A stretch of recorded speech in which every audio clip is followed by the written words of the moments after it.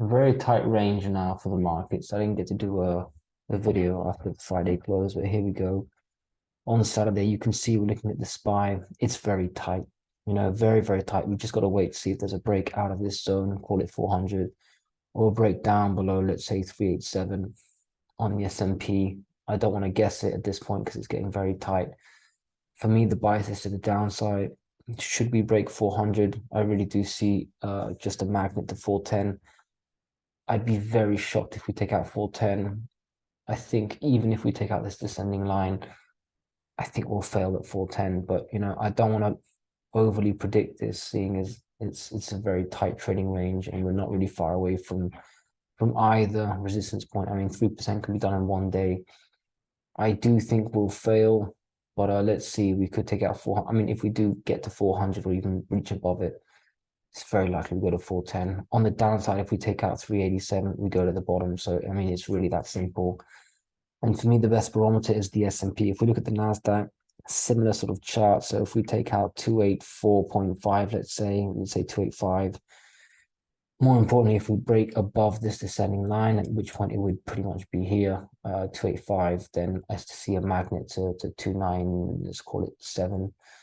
And if we break below the prior support just here at 274, if we close below, especially, we'll visit the lows. And if we visit the lows, sorry, it's pretty much over. And I think the Nasdaq could take everything down with it. But still, you got to respect the strength on Friday. I don't really agree with it, but it's not whether I agree with it or not. That's where the market's going. So you just got to respect it. Dow Jones, which used to be the strongest one, that was actually quite weak. This chart is nowhere near as bullish as the others. It's nowhere near reaching its resistance. Even if I was to draw a descending line here, it's nowhere near. I actually feel like the Dow Jones, a bit like the Nasdaq, if it gets weak, it could drag the rest of the indices with it. So it's really the Nasdaq. I mean, obviously it's quite strong there, but should we start seeing some weakness, so we take this out, it'll be by far the weakest chart. The Dow Jones, okay, it's made a massive move up, but should we start reversing? And I think if there's any weakness in the market, the Dow will be the first to lose its horizontal support around here, and the Dow could lead markets low. So the Dow and the Nasdaq on the way down could drag the S&P and the Russell too, because the Russell has made a pretty decent move recently. I'd say it's the strongest market. Judging from the most recent price action. But in any event, and since we're on the Russell, on the upside, 190, if we break out or close above that, I mean, we could get some serious move up because it's taken out this descending line, plus it's closing above the sort of reverse head and shoulders would be 4-time lucky. So we do have some nearby resistance, and okay, maybe not in the Russell, but with nearby support for the S&P to break. I mean, the Nasdaq and the Dow Jones. So watch all four, to be honest, especially the Nasdaq and the Dow, I would say. But yeah, I don't want to overly predict it in the ultra short term. Let's just see what gives away, whether it's the resistance or the support. I'm still bearish, of course, and I do think that in several weeks from now we're going to be much lower than where we are. Let's look at the rates. So it was a green day on Friday. The 1 year really middle of the channel, so nothing to say.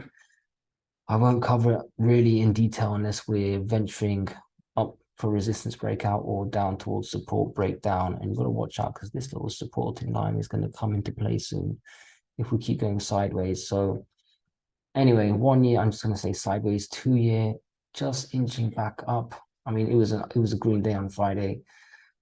So although the charts were kind of destroyed with the interest rates, they had a green day, so they just sort of went back up, although it might be a little too late for some of them.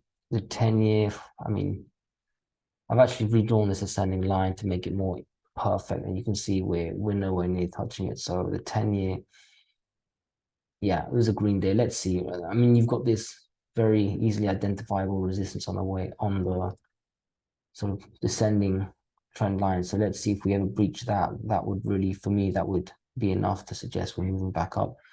30-year, this ascending support is more reasonable. So you could say we ventured back into it. But again, we've got this descending pen. This is the descending trend line we really need to take out.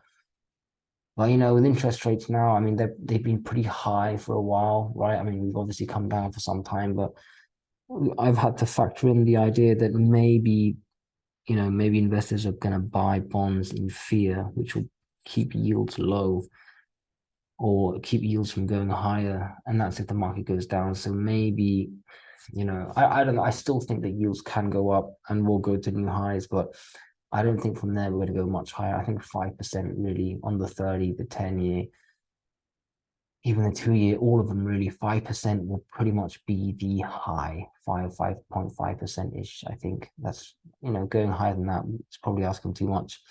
I mean, the 2 years, what the Federal Reserve needs to track and needs to try and be in line with, and the 10 years, what most investments are based on, like real estate. So, but they're pretty close. I mean, 3.484, 4.1. There's not too much difference, but I still think they can go to new highs. But you just gotta wait until the chart sort of gives you more of an idea. Because right now we're sort of chopping sideways and just waiting for a breakout or breakdown. What I will say though, for the European yields, is they have been going higher and they've been coming down less. And after Friday's close, especially the EU yields, I mean, look at this. It's, you can imagine, because we went to new highs. So that suggests after we're done descending, we'll probably venture back up and visit the highs again. So watch out. I feel like EU yields could make a run to their old highs, and that might drag the US yields higher. So anyway, yields, keep an eye as always. Let's check out the dollar index, which is still holding this ascending support, but let's be honest, that Friday close, not very nice. What do they call that? A shooting star or something? It doesn't really matter. It's ugly. For me, if it was inverted, it'd be a nice hammer. So, if we take out this ascending support and especially that low previously made, let's call it 101.5, yeah, we could flush down to pretty much 100, let's say, psychological number. 100, and then we'll have to see from there. But just wary of this. I mean, the support was correct. It was the right thing to keep this ascending support line in, because it definitely was significant. It did act on it. But if it breaks below it, then if it really is a support line, then you break below it, then you're gonna see a bit of a flush. So we should also validate that that it was, in that case, a significant support zone. So we would flush then, I'd say, to 100. Nice psychological number. I think if you zoom out on the charts, 100 looks also slightly reasonable. You can see here it was 100, hit here, it hit here. Here, yes, here we did venture above it, but we failed. I mean, we touched it there. So generally, here again, I don't know, generally I feel like 100 will act as support on the way down. So watch out. Watch out with the dollar. It's still within the ascending. So just watch the chart with the dollar. And of course, if the dollar goes down, the FX currencies against it will go up. Commodities will probably go up again. Maybe the market gets a bit of a reason to bounce. So really, interest rates and dollar, got to watch out. Obviously, the market too. The DAX, since I'm at it, I mean, just obscene stuff. Obviously, the market's go up, and the DAX will probably also go up. But I still feel like it's got to at least come back down to test high resistance. Let's look at commodities. So let's start with copper, still just grinding higher. I mean, obviously commodities went up across the board on Friday, really. So it went up too. So Dr. Copper, can it keep going? Will the markets keep going? Will commodities keep going? If the dollar goes down, yeah, probably, but I still feel like there's more downside than upside around here. Natural gas, it just will not curl yet. I think it's nice and cheap. Obviously, I've said that I would have already bought between 3.5 and 4. I feel like, yeah, you're kind of at a zone here at 3, a nice psychological number 2, but we could go back down to 2.5. I don't know who's trading this. I don't know if anyone watching this is trading this, but it's quite, I don't know, quite an exciting little market at the moment. WTI Oil, that sort of broke out of its descending line, had a little fake breakout reversal, on, the day after it broke out, but then it reclaimed, and now it's looking bullish again. I still think we're going to go venture the 90, test 90s, 93. So oil bullish. Let's look at gold and silver. Gold's been very strong. I mean, everyone, especially me, has thought that it would come back down after, well, some time ago.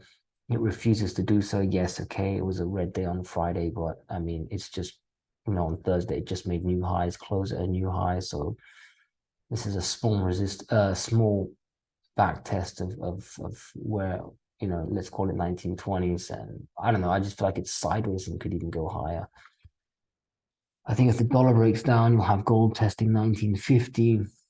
Otherwise, if the dollar holds, then I do still feel like gold has to come down. But I'm not gonna lie, I'm very, very surprised. It still looks bullish. And really, you got to wait for the signal. And for me, it doesn't really look bearish until it takes out this 1897, 1900. A close below 1900 will probably signify, okay, 1880, although that wouldn't be the biggest move from there, but probably a sort of test of this ascending zone. So at the moment, gold, especially with that massive thrust on Thursday, that's really changed my thesis, very ultra short-term thesis, from bearish to kind of neutral until it gets back down there, to be honest. So I'm just enjoying watching it. It's really, really surprised, I think, everyone, to be honest. Silver, on the other hand, despite gold's continued surprises, just a series of surprises to the upsides, silver's just failed to make upside. And to be honest, once you see gold come back down, I think everyone agrees that silver will really rinse lower, because that's what it needs. What cannot go up must go down. And again, I've already marked this and we've already visited this zone, but let's call it low 23s, right? 23 to 23.20 is support zone. I think if we close near that, the low of that range, or below 23 especially, you're gonna go straight back down here. So, and silver could then drag gold lower with the miners. So I think silver is very weak compared to gold. So just watch it. I mean, I'm just watching, I've sold my miners and I've already traded this range. So I'm very happy just watching. Talking of the miners, let's go to it. They are outperforming silver. So we closed, not the highest close, but still, very strong little 1.5% day for the miners on average. Here GDX, I think it's pretty obvious, 33.5 is resistance. So I think I would sell a little bit, trim some miners that have gone up a little bit in value from the minimum allocated amount that I want to be exposed to, because I always want to be exposed to the miners no matter what. It's just as we go higher and higher, I'll try and trim it to the minimum level. And for sure, if we get up here, some of them will have gained a few hundred, maybe $1,000 or $2,000 in value, and I would just take that off the table, because to me, this is the last resistance before basically 36, which in gold related terms, I think we'd be at, GDX, I think we would visit 33.5 if gold is at 1950. And let's be honest, after selling at 33, if GDX wants to make another run to its next level of 36, that's pretty much gold at 2,000. So I don't mind taking that as a last sell, because 2,000 gold seems really, I mean, it's definitely going to happen. It's long-term I'm in bull, but that's a pretty big rally from, I mean, what was it, 1,600? That's wild. That's a huge move. And I still think the market's going to go lower, so I can't see gold sort of holding that. What, testing 2,000, just going sideways, never going below? It has to at least test this ascending support at sometime soon. And I think break below it. I actually do think now that the low is in. I didn't think that earlier when we were here, but after this massive move, I think it would take a massive capitulation in the general markets. And even there, I feel like gold will probably catch a bit like bonds might at that point. So I don't think gold will take out 1,600 anymore, but I do think we're going to go lower. It's just you're going to have to wait for the confirmation will be a close below 1,900, and If we go higher, I'm just still going to trim my positions. I guess that's what I'm saying. So yeah, GDX 33.36. Let's get to 33 first because I expect quite a lot of resistance, especially with silver acting the way it is. GDXJ, it's the same sort of thing. I expect 42. That will equate to gold 1950. If we get there, at which point I would trim any GDXJ related stocks I have. If we go even higher, 44, let's say 44 something, that would probably be gold at 2000. And I'd probably trim. The thing is, I keep trimming. You know, there are some out there who say, look, either the miners are undervalued or gold is overvalued. And that's true because GDXJ, and I've already made this analysis. GDXJ is up, okay, 55%. That's quite nice, but and some of the actual stocks are up 70%. That's just the way it is. But still, when you look at the fact that gold is up 20%, which doesn't sound like much, but it is. Silver is up, or was up almost 40%. When you silver up 40% and the GDX is up 60, that's not enough. It should be double at least. So the point is the miners are sort of underperforming the metals, and it's either the metals have to come down versus the miners, or the miners have to go up to catch up with the metals. And I still think that we go down overall. And I think if you zoom out, you can sort of maybe in a few months from now, it'll be obvious, but you know, I can see it sort of move back down here and then move higher. Like I say, I think the bottom is in. So I don't think we'll go to new lows in gold and silver. The GDX, GDXJ, honestly, if the market crashes and the metals also, I can see this coming all the way back down here, but maybe not making a new low. So, you know, I'm still looking for that drop. Other than that, I'll have a quick recap of Bitcoin because Bitcoin has been the most exciting asset probably, especially during the weekend because it's the only one that really trades. So Friday, nice move up like everything else, which is something to take note of. During the weekend, it's tried to go a little higher. I just feel like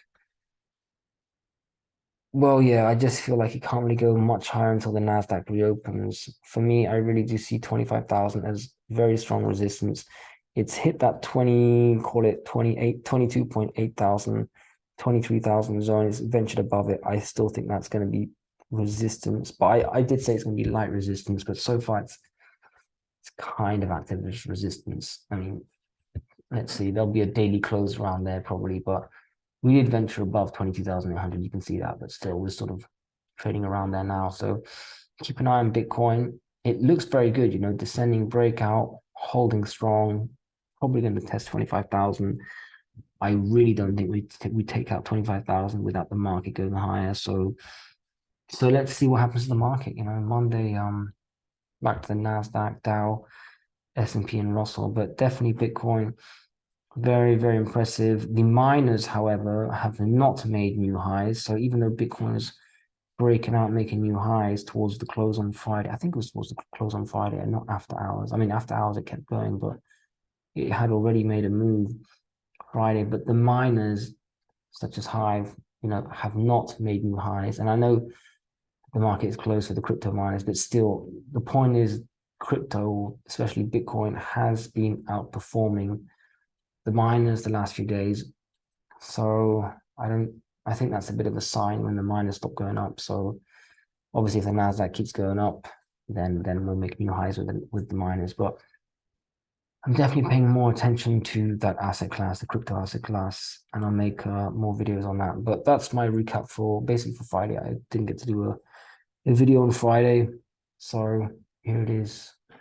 Otherwise, enjoy your weekend. I'm going to try and squeeze another video tomorrow, but otherwise, I hope that was succinct enough. Have a good weekend.